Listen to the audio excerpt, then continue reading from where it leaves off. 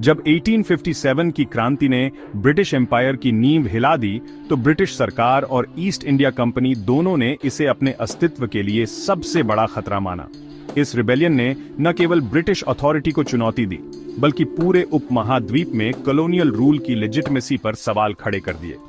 British response Swift, ruthless और calculated था। उन्होंने मिलिट्री और साइकोलॉजिकल दोनों स्तरों पर दबाव बनाया। शुरुआत में ब्रिटिश पूरी तरह से सरप्राइज में थे, लेकिन जल्द ही उन्होंने अपनी ताकत को फिर से संगठित किया।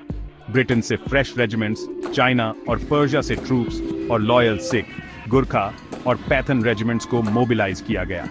ब्रिटिश नेवी ने भी कोस्टल सिटीज को कंट्रोल में लेने के लिए ब्लॉकेड लगाया, जिससे रेबल्स की सप्लाई लाइंस कट गईं। ब्रिटिश के पास टेक्नोलॉजिकल एज था। एनफील्ड राइफल्स, आर्टिलरी और सबसे महत्वपूर्ण टेलीग्राफ लाइंस, जिससे कलकत्ता, बॉम्बे और लंदन के बीच रियल टाइम कम्युनिकेशन संभव हुआ।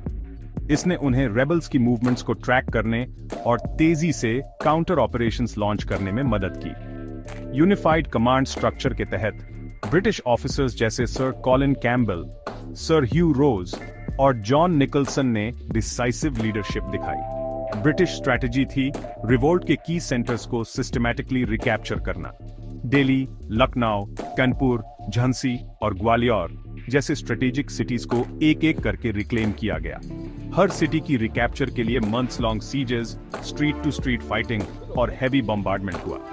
सितंबर 1857 में दिल्ली की रिकैप्चर जॉन निकलसन के नेतृत्व में ब्रिटिश काउंटर ऑफेंसिव की पहली बड़ी जीत थी। निकलसन खुद इस बैटल में गंभीर रूप से घायल हुए, लेकिन उनकी लीडरशिप ने ब्रिटिश मोराल को बूस्ट किया। दिल्ली की फॉल ने मुगल अथॉरिटी का अंत कर दिया और रिबेलियन की सिंबॉलिक हार्ट को तोड़ दिया। सप्रेशन के दौरान ब्रिटिश ने अनप्रेसिडेंटेड टेरर और रिट्रीब्यूशन की पॉलिसी अपनाई। मार्शल लॉ लागू किया गया और कई जगहों पर सिविलियंस और सस्पेक्टेड रेबल्स के बीच कोई डिस्टिंक्शन नहीं रखा गया। ब्रिटिश ऑफिसर्स ने नो क्वार्टर का आदेश दिया, मतलब सरेंडर करने वालों को भी बख्शा नहीं गया। कानपुर में बेबीघर मैसेकर, जिसमें ब्रिटिश विमेन और चिल्ड्रन की हत्या हुई, ने ब्रिटिश ट्रूप्स को और भी ब्रूटल बना दिया।